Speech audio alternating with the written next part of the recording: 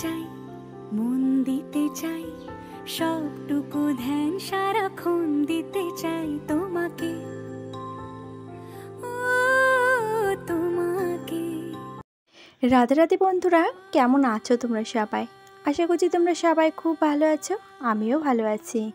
তো এই simple housewife Jayashree নতুন আর একটি ব্লগে তোমাদের সকলকে স্বাগত জানাই। প্রতিদিনের ন্যায় আজও আমার লাইফস্টাইল ব্লগে তোমাদের সকলকে স্বাগত জানাই। আই হোপ যে আজকের ব্লগটাও তোমাদের ভালো লাগবে। এই যে সকালবেলা ঘুম থেকে উঠে প্রতিদিন গ্রাম্য হাউসওয়াইফদের যে সমস্ত কাজগুলো থাকে তারই একটা, এই যে ঘরটা ঝাড়ু দেওয়া, উঠানটা ঝাড়ু দেওয়া, বাসি দুয়ারে জল দেওয়া। তবে শাশুড়ি মা আসার পরে থেকে কিন্তু আমি উঠানটা ঝাড়ু দিচ্ছি না, তিনিই দিচ্ছেন। তবে ঘরটাকে ওই যে সুন্দর করে পরিপাটি করে ঝাড় দিয়ে নিলাম।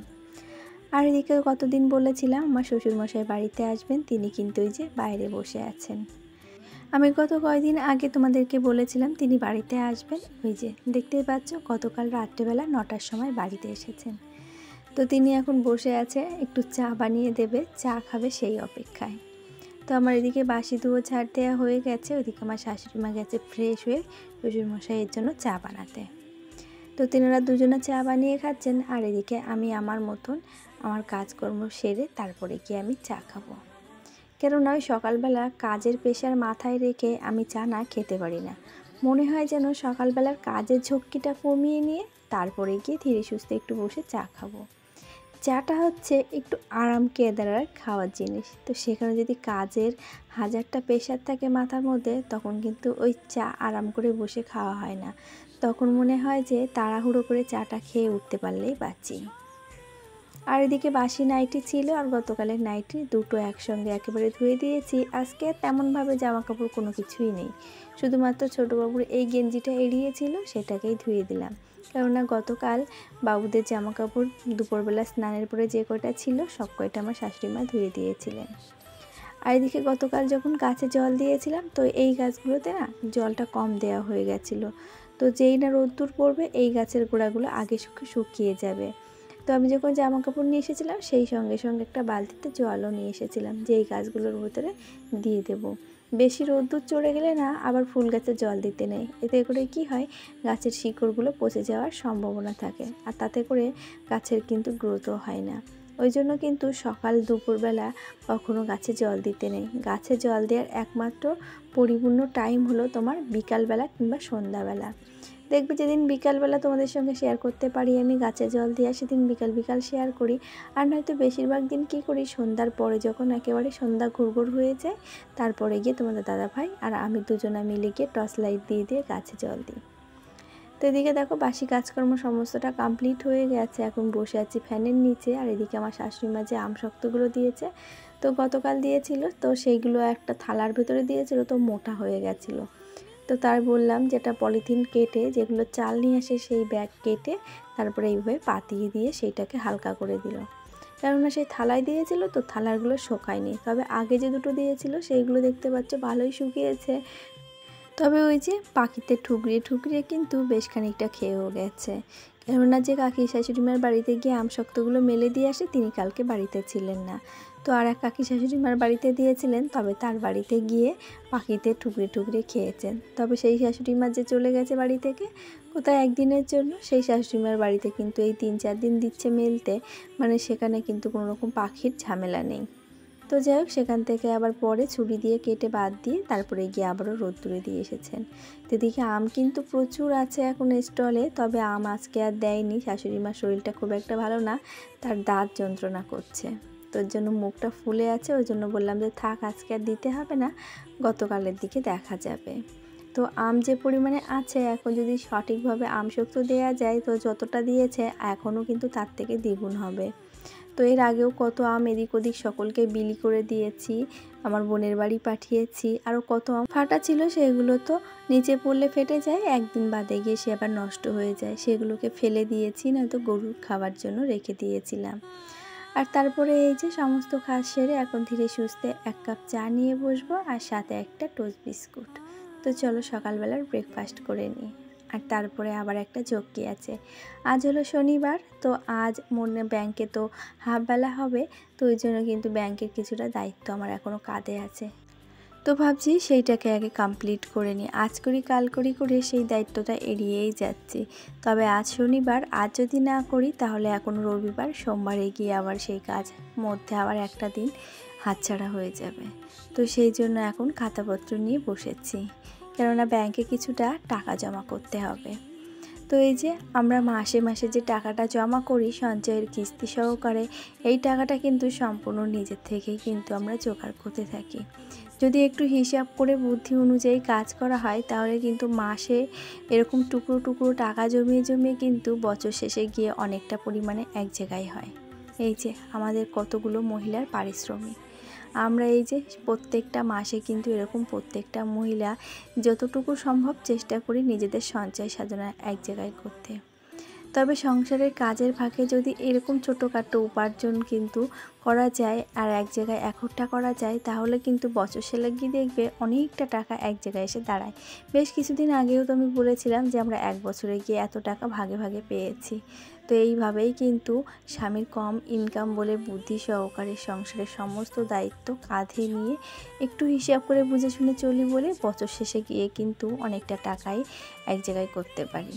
তো এই যে টাকাগুলোকে গুনে এখন রেখে দিচ্ছি। ব্যাংকের বইটা আপাতত আমার কাছে নেই, তোমার দাদাভাইয়ের কাছে, কেননা আগের দিনও সে ব্যাংকে গেছিলো, সেই ব্যাংকের বইটা ব্যাংকেই রেখে এসেছে, তার মনে নেই যে ব্যাংক থেকে বইটা নিয়ে আসবে। যেহেতু সিএসপি যে ছেলেটা কাজ করে সে হলো তার বন্ধু, তো তাকে দিয়ে এসেছিলো, অনেকটা ভিড় ছিল বলে সেজন্য তার আর আনতে মনে নেই। তো আমি ব্যাগের ভিতরে টাকাটা রাখলাম, পরে গিয়ে বললাম তাকে দিয়ে আসার জন্য, কেননা তাহলে বইটা তো ওখানেই রয়েছে, শুধুমাত্র টাকাটা নিয়ে যাবে, টাকাটা নিয়ে দিয়ে আসলেই মোটামুটি কাজটা মিটে যাবে, তাহলে আর আমার চাওয়া লাগবে না। সমিতি তো এমনই, যখন টাকাটা তোলা হয় তখন কিন্তু দরকার পড়ে মানুষের, আর যখন টাকা জমা দেয় ওই যে কেউ গিয়ে জমা দিয়ে আসলেই হয়ে যায়। আর ওইদিকে দেখতেই পেলে আজকে রান্না করব উনুনে, তার জন্য কিন্তু আমি হাঁড়ি কড়াইয়ের নিচে কাদা লাগিয়ে এসেছি। আর এইদিকে কিছু টুকিটাকি সকালের বাসন ছিল সেগুলোকে মাজা ধোয়া করে এখন নিজে উল্টে নিচ্ছি। মধ্যবিত্ত বাড়ির গৃহবধূ হয়ে সংসার মাজা কিন্তু একটা জিনিস সবথেকে বড় জিনিস, সেটা হলো সঞ্চয় করা। আর আমাদের মতন গৃহবধূদের সবথেকে বড় সঞ্চয় কি বলো তো? আমাদের ব্যবহার, যা কখনো কখনো অর্থের থেকেও কিন্তু বেশি উপকারে আসে। তবে যারা মূল্য দেয় তারাই, তাছাড়া কিন্তু নয়। তুমি ব্যবহার যদি সঠিকভাবে করো তাহলে কিন্তু সেই ব্যবহারের মূল্য বা সেই ব্যবহারের যে সঞ্চয়টা সেটা ঠিক তুমি যথাযথ সময়ে একবার দ্বিগুণ হলেও ফেরত পাবে। তার জন্য নিজের ব্যবহারটাকে সংসারের মাঝে হাজার কষ্ট হলেও সুন্দর রাখা উচিত। কিছু কিছু মানুষ আছে তারা দূরে পেছনে কোনো কিছুই কিন্তু ভাবে না, যে আমি কি বললাম কি করলাম।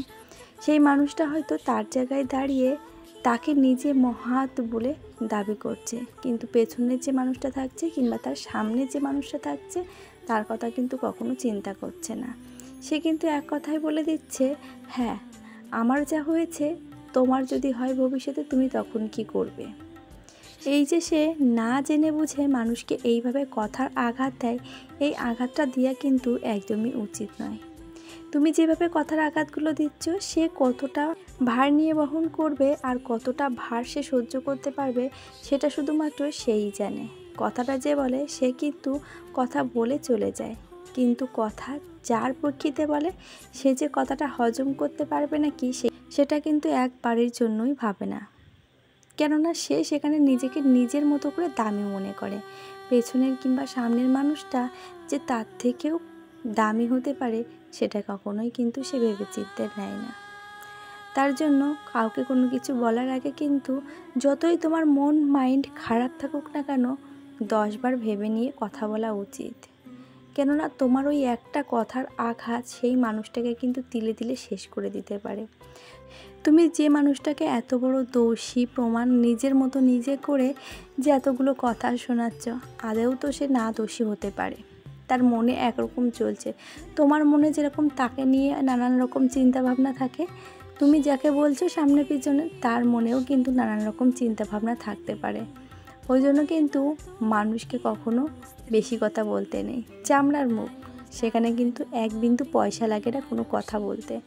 তবে ওই যে কথা যদি ভালো হয় তাহলে সেটা সঞ্চয় করে রাখাই উচিত। ভালো হোক কিংবা খারাপ হোক, ব্যক্তির পরিচয় তো তার ব্যবহারে।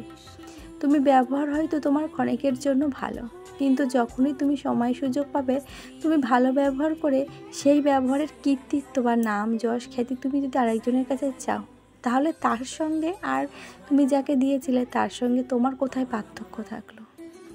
পার্থক্য তো আমি এখানে কোনো কিছুই বুঝতে পারলাম না। জানি না আমি তোমাদেরকে এই কথাটা বলে বোঝাতে পারছি কি না। এই কথাগুলো না আমার মনের মধ্যে দিয়ে অনেক দিন ধরে খুঁচিয়ে যাচ্ছে, তাই ভাবলাম যে তোমাদের সঙ্গে শেয়ার করি। এত কিছু কথা, এত সংসারের কাজকর্ম, দৈনন্দিন জীবনযাত্রা যখন শেয়ার করি, তাহলে তোমাদের কাছে তো একটা মতামত আমার হয়তো প্রকাশ্যে আনা দরকার ছিল, তার জন্য কিন্তু তোমাদের সঙ্গে শেয়ার করলাম।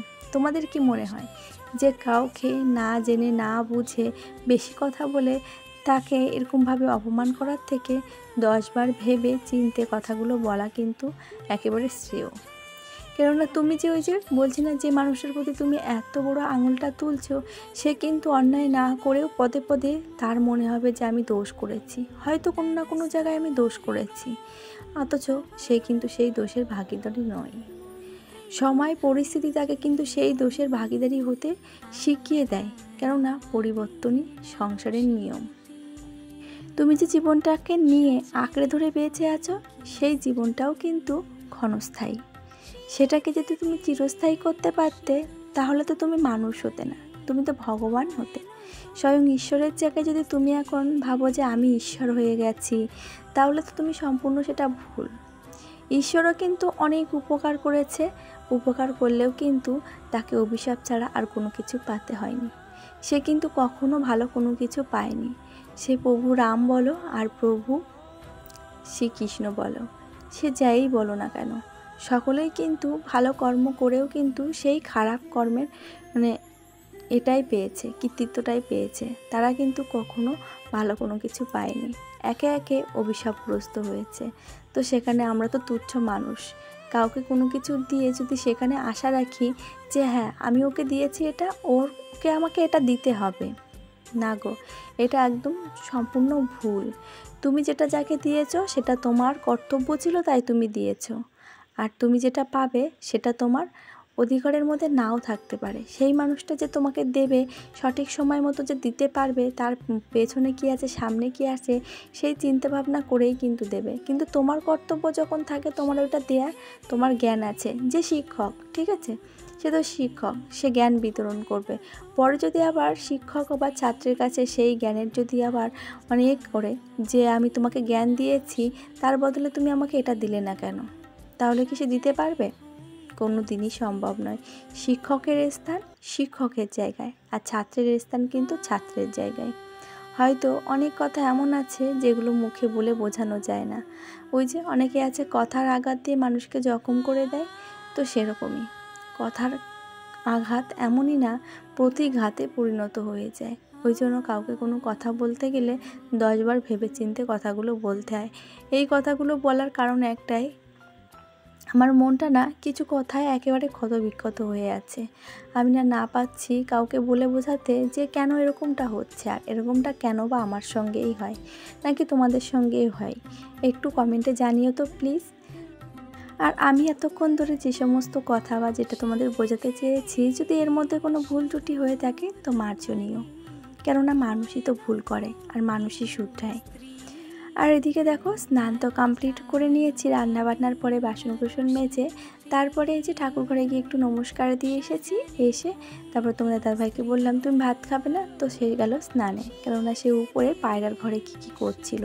কিছু বাচ্চা হয়েছে, কিছু বাচ্চার আবার মা বাবা খেতে দিচ্ছে না, তো তাদেরকে আলাদা করে আবার খাবার দিচ্ছিল, সেইখানে ব্যস্ত ছিল। তো তারপরে যখন বেরিয়ে এসে বলছে আমাকে আগে ভাত দাও। তো নিজের থালাটাকে ভাত না বেড়ে আগে ওর থালায় ভাত দিয়ে ওকে ভাত দিয়ে এসে তারপরে আমি আবার নিজের থালাটা সাজিয়ে নিয়েছিলাম। আর তারপরে এই যে বেশ ঘন্টা 2 পরে তোমাদের সঙ্গে দেখা হচ্ছে। এখন বাজে ওই 5:30 পৌনে 6টা মতন। এখন নিয়ে এসেছি সবজির খোসা পচা জল, এই যে 5 লিটারের বালতিতে। তো এখন এই জলটা কিন্তু আমি এই যে 2টো সাদা জলের বালতি নিয়ে এসেছি, এই বালতির ভেতরেই কিন্তু মিক্স করে নিচ্ছি, নিয়ে এবার প্রত্যেকটা গাছের গোড়ায় দেব। আর এটা কিন্তু তরল সার হিসেবে খুবই উপকার। তো এইদিকে আলুর খোসা ছিল, কিছু কলার খোসা ছিল, আর আদার যেসব সবজি থাকে সেই সব সবজির খোসাই বলতে পারো। আর তার মধ্যে ছিল কিছু পেঁয়াজের ছিলকা। তো এটাকে কিন্তু গত 4-5 দিন ধরে ভিজিয়ে রেখেছিলাম, আর তারপরে এখন এই যে গাছের গোড়ায় দিয়ে দিচ্ছি। আবার জানো তো, এরই মাঝে কিছু লোক আছে দোষ খুঁজে সংশোধন করে নেওয়ার জন্য, আবার কিছু কিছু মানুষ আছে ওই দোষ ত্রুটি অন্যায়গুলোকে খুঁজে বের করে, তার মধ্যে যদি বাঁচাকোচা কোনো কিছু ভালো সম্পর্ক থাকে সেই সম্পর্কগুলোকে নষ্ট করার জন্য। তবে কিছু কিছু মানুষ আছে তার মধ্যেও কিন্তু সুযোগ সন্ধানী, যে হ্যাঁ রে যুদ্ধ লেগেছে, এর মাঝে গিয়ে একটু ফোড়ন দিয়ে আসি যাতে করে কাজে লাগে। তবে জানো তো, আমরা যাকে বলদ বলি সে কিন্তু আদৌ বলদ নয়। আমরা যারা বলদ বলছি তারাই বলদ, কেননা আমরা তাদের ভাষা বুঝতে পারছি না। যে বলদ হয় সে কিন্তু নামেই বলদ হয়, সে কিন্তু আদৌ কর্মে তার বলদ কোনো কিছুই থাকে না। আর যারা কর্মগুণে বলদ হয় তাদের কিন্তু অন্যরকম ব্যাপার। আর এদিকে দেখো সন্ধ্যা নেমেছে, সন্ধ্যা তো হয়ে গেছে, আর এদিকে বাবুরা এখন আবদার করছে আগে ম্যাগি খাবে, তারপরে গিয়ে বই নিয়ে বসবে। তো ওই জন্য ভাবলাম ঝটপট করে একটু ম্যাগি বানিয়ে দিই, দুজন খাওয়া দাওয়া করে নিক, তারপরে গিয়ে বই নিয়ে বসবে। আর এদিকে বই নিয়ে বসেছে, আর আমার শ্বশুরমশাই গেছিলো বাজারে। তো তাকে নাকি সন্ধ্যাবেলা বলেছিল দাদু খাবার নিয়ে আসবে। তো তিনি আসার পথে এই যে স্যান্ডউইচ নিয়ে এসেছে, 2 ছেলের জন্য 2টো আর আমার জন্য একটা নিয়ে এসেছে। তো এই যে দুজন কিন্তু এখনও লেখাপড়া করছে, তো কেউ লিখছে কেউ পড়ছে, আবার কারোর কোনো কিছু বলতে হচ্ছে। এখানে কিন্তু সন্ধ্যাবেলাটা ওদের সঙ্গেই আমার ওইভাবেই চলে যায়। তো ওই জন্য সন্ধ্যাবেলাটা তোমাদের সঙ্গে সেইভাবে কিন্তু আমি শেয়ার করি না, কেননা সারাটা দিন আমি আমার কর্মব্যস্ত জীবনের মধ্যে থাকলেও সন্ধ্যাবেলাটা নিরিবিলি অন্তত বাচ্চাদের সঙ্গে কাটাতে চাই। আর এখন এই যে স্যান্ডউইচ নিয়ে এসেছে, তো শাশুড়ি মাকে বললাম খাবে নাকি, তো সে বললো অল্প করে আমাকে একটু দাও। তো আমার ভাগের থেকে ছিঁড়ে তাকে একটু দিয়ে ঠোঙাটাকে জালনা দিয়ে ফেলে এখন এই যে 3 জনা মিলে স্যান্ডউইচ খাচ্ছি। তাহলে আজ আসি, সকলে খুব ভালো থেকো, আবারও দেখা হবে।